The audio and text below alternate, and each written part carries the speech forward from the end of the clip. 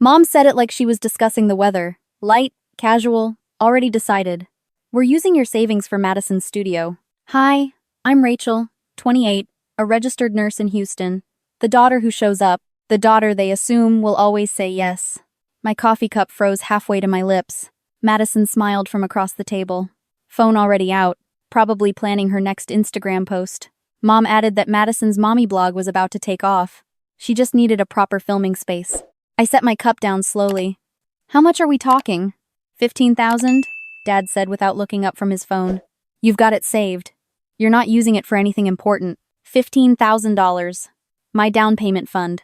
3 years of night shifts, holiday coverage, double shifts when no one else would come in. All dismissed in one sentence over Sunday breakfast. I kept my voice steady. Sure, I'll transfer it Monday. But something cracked inside me. They didn't see it. They never do. They thought I'd complain a little, then give in like always. They thought I'd keep being their emergency fund with a heartbeat. They didn't notice the door I was already walking through in my mind. They thought I'd stay in my childhood bedroom forever, convenient and available. I was already searching apartments on my phone under the table. Before we go further, let me tell you where you're listening from. I love knowing how far these stories travel. People think money was the real issue. It wasn't. Money was just the symptom. The disease started years ago, when I was 13 and Madison was 16. I got accepted into the honors program. Madison got a car because driving was stressful for her and she needed support. I worked summers at the public pool to buy my own laptop.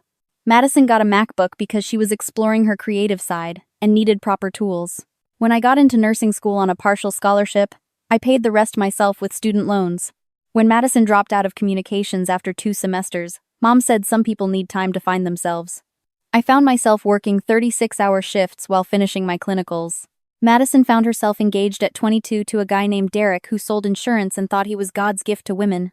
The wedding cost $40,000. I contributed $3,000 for the bridesmaid dress, bachelorette party, and gifts. Madison told me my dress was unflattering in photos and asked me to stand in the back. Derek cheated 14 months later. Madison moved back home with 2 kids, Brooklyn and Jaden, ages 3 and 1. Now she was a single mom, finding her voice through content creation, which apparently required my life savings. Let me give you the math they never wanted to hear. Last year alone, I paid their cable bill when Dad forgot for 3 months. $420. I covered Mom's car repair when her transmission slipped. $1,800. I bought groceries every other week because someone had to feed Madison's kids real food, not just chicken nuggets. That was another $3,000 easily. I babysat every weekend so Madison could have me time, which meant brunch with friends and shopping trips while I changed diapers and watched Bluey on repeat. That's 52 weekends. Free childcare worth at least $10,000 if you priced it fairly. When Brooklyn needed tubes in her ears, I paid the specialist copay because Madison's insurance didn't cover it and she was between jobs. $600. When the hot water heater died last winter, I covered half because Dad said family helps family. That was $800. Total from last year alone. Just over $16,000. And they wanted 15 more like it was pocket change. I wasn't a daughter anymore. I was a joint bank account with a nursing license. That Sunday night, I sat in my car in the hospital parking lot after my shift, engine running, heat blasting, doing math on my phone. I had 18,000 saved. If I gave them 15, I'd have 3,000 left. Enough for first month's rent somewhere cheap, maybe a studio near the medical center. Not enough for a deposit, furniture, moving costs. I'd be starting over from zero. Or I could say no. I could stop being the family ATM with a pulse. My phone buzzed.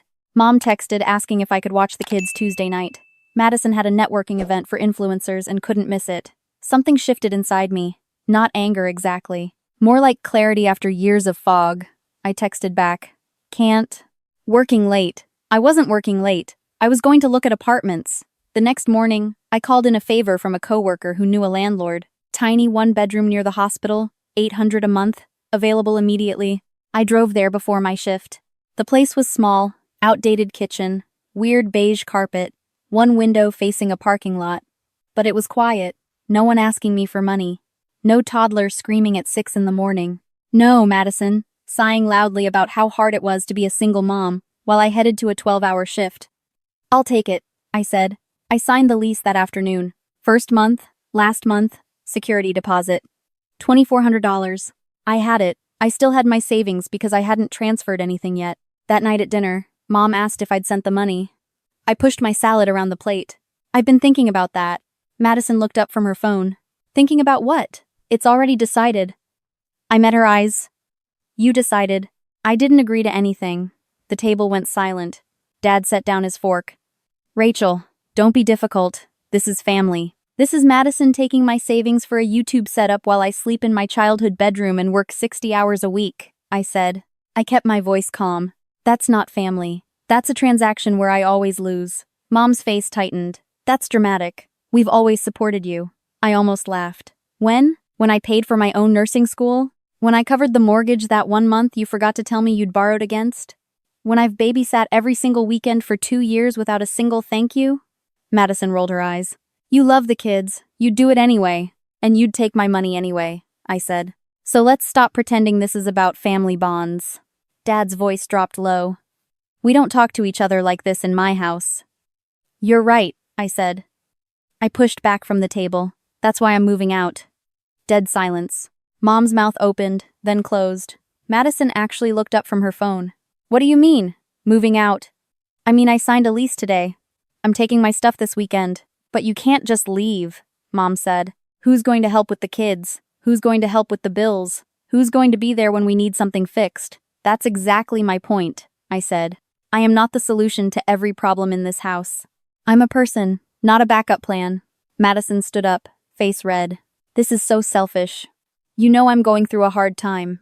You've been going through a hard time for 3 years, I said. And I've been paying for it. Literally. Dad started with his usual line. You have more than us right now. Family shares. Family shares, I repeated. Okay, let's talk about sharing. I pulled out my phone, opened my notes. Last year I contributed over $16,000 to this household. Madison contributed what? Babysitting? Mom asked, incredulous. She's a mother. She's busy. I'm a nurse, I said. I'm also busy. I save lives. Then I come home and pay your bills and watch her kids. And somehow I'm the selfish one for wanting to keep my own money? Nobody had an answer for that. I didn't wait for one. The move took 3 trips. I didn't have much. A bed from IKEA, a desk, some boxes of clothes and books, my nursing equipment, a plant I'd kept alive for 4 years that Mom once used as an ashtray for her friends. The apartment was quiet in a way that made me nervous at first. No kids crying. No Madison on speakerphone with friends. No Dad watching TV at full volume because he refused to get his hearing checked. Just me and the hum of the refrigerator and the distant sound of traffic. The first week, Mom called 7 times. The hot water is making a weird sound. I found a YouTube tutorial, I said. It's not that hard. Madison texted constantly. Brooklyn keeps asking for Aunt Rachel. Can you come over Saturday? I have plans, I said. I didn't. I sat in my apartment eating cereal and watching a show I actually wanted to watch. It felt like freedom and guilt mixed together. By the second week, the calls got sharper. Dad left a voicemail. Your mother is stressed. Madison needs help. You're being petty over money. I saved it, listened once, then deleted it. Petty over money. $15,000 was petty. 3 years of my labor was petty. My entire savings was petty. But Madison's ring light and acoustic panels were essential. I started to see the pattern so clearly once I stepped outside of it. Every sacrifice I made was expected. Every inch Madison took was justified. I was the dependable one, which meant I was the one who could be depended on to give until there was nothing left. Madison was the struggling one, which meant she was entitled to receive without question. The system only worked if I kept feeding it. So I stopped. I didn't return calls immediately. I didn't offer to help before being asked. I didn't transfer the $15,000. I used part of it to buy a couch instead. A real couch, not a hand-me-down. Sage green, soft fabric, exactly what I wanted. Every time I sat on it, I felt like I was choosing myself for the first time. 3 weeks after I moved out, Madison's content creator journey hit a wall. Turns out making videos is actual work. Her subscriber count stalled at 800. Her monetization application got rejected. Derek stopped paying child support again. She called me crying at 11 at night. Everything is falling apart. I don't know what to do. For a moment, the old Rachel wanted to fix it, to offer money, to suggest solutions, to absorb her problems into my own chest and carry them like I always did. Instead, I said, "That sounds really hard. Have you thought about going back to work?" She hung up on me. Mom called the next morning to say I was cruel. A month in, The hot water heater at their house actually broke, not just weird sounds. Full failure, Dad called. We need $4,000 for a new unit. Can you help? I could. I had the money, but I also had 3 years of helping without thanks, without reciprocity, without acknowledgement. I can loan you $800, I said. Same as last time. I'll need it back within 6 months. He went quiet. You're really going to put conditions on family? Are you really going to ask me for money again without acknowledging you still owe me for the last 3 times? I asked. He hung up too. The breaking point came 2 months after I left. My phone rang at 3 in the morning. It was Mom. Panicked. Brooklyn had a fever. 104 degrees. Madison was freaking out. The ER wait was 3 hours. Could I come help? I'm a nurse. I know fevers. I threw on scrubs and drove over. Not because they deserved it, but because Brooklyn was 3 years old and didn't ask for any of this. I got there, checked Brooklyn's temperature, assessed her symptoms. It was a bad ear infection. Same ear that had tubes put in. The tubes had fallen out, which happens sometimes. She needs antibiotics and a follow-up with the ENT, I said. Fever reducer every 4 hours. Push fluids. She'll be okay. Madison was crying on the couch. Not helping. Just crying about how scary it was to be a mom alone. Mom was hovering, asking if Brooklyn should go to the ER anyway, second-guessing me, the actual medical professional in the room.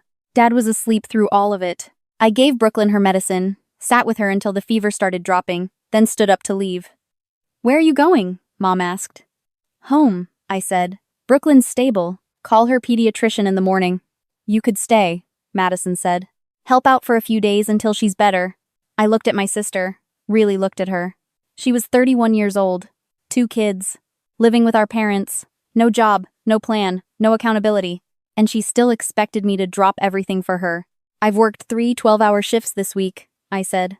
I have another one tomorrow. I came here at 3 in the morning because a child was sick, but I am not your backup parent. I'm not your on-call babysitter. And I'm not staying. Before I left, I turned back.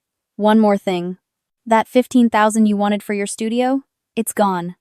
I used it for my apartment, my furniture, my life. If you want a studio, get a job and save for it, just like I did. I didn't wait for a response.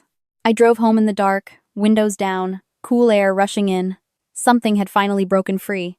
After that night, things got worse before they got better.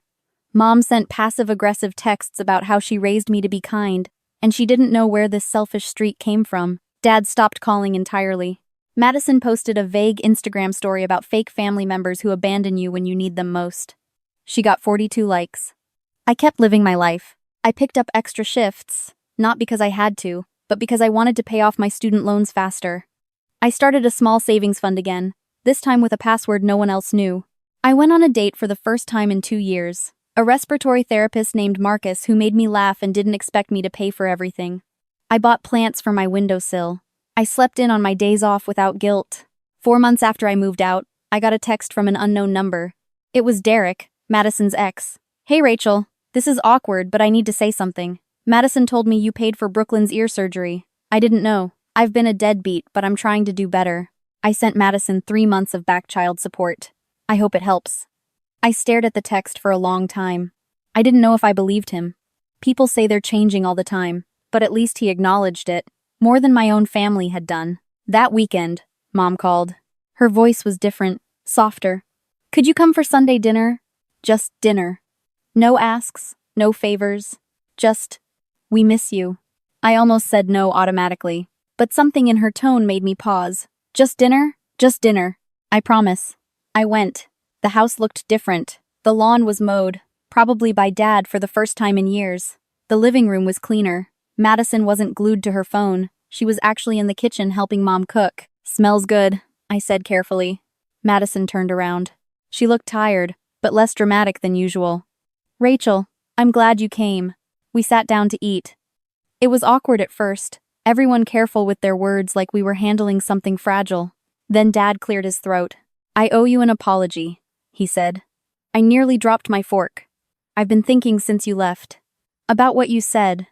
About the money, the help, all of it. He pulled an envelope from his pocket, slid it across the table. It's not everything. It's $1,000 to start. I'll pay back the rest over the next year. All of it. With interest if you want. I opened the envelope.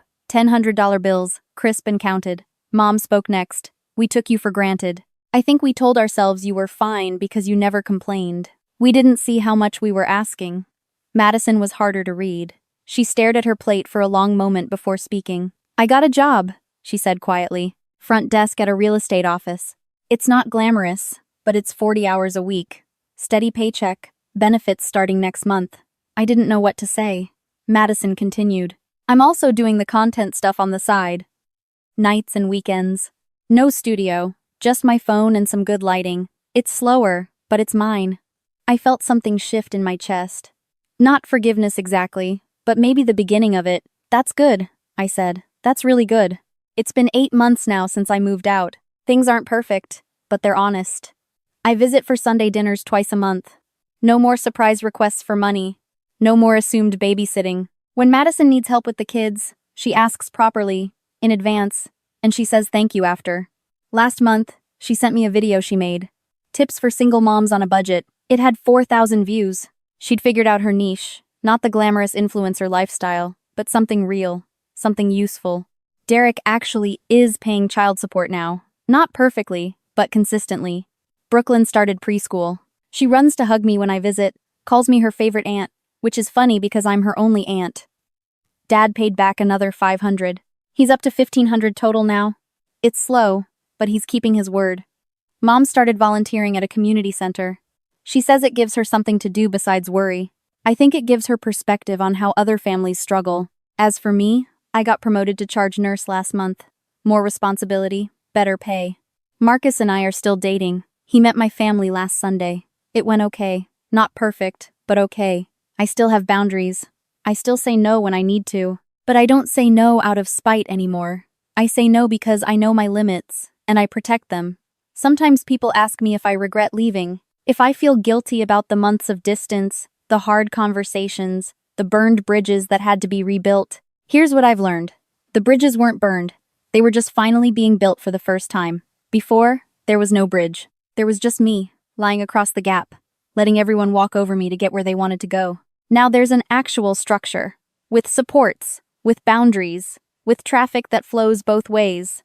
Sometimes love means staying, but sometimes love means leaving, so everyone can learn how to stand on their own. If you're listening to this on Echoes of Life and you recognized yourself in this story, whether you're the one giving too much or the one taking without realizing, I hope you know it's not too late. Change doesn't require explosions. Sometimes it just requires one quiet no, one lease signed in secret, one Sunday dinner where everyone finally tells the truth. I stopped being their safety net, and they learned how to build their own. That's not abandonment, that's growth. And sometimes, the kindest thing you can do for the people you love is to stop saving them from the consequences of their own choices. If this story resonated with you, please like the video, share it with someone who needs to hear it, and subscribe to stay for the next one.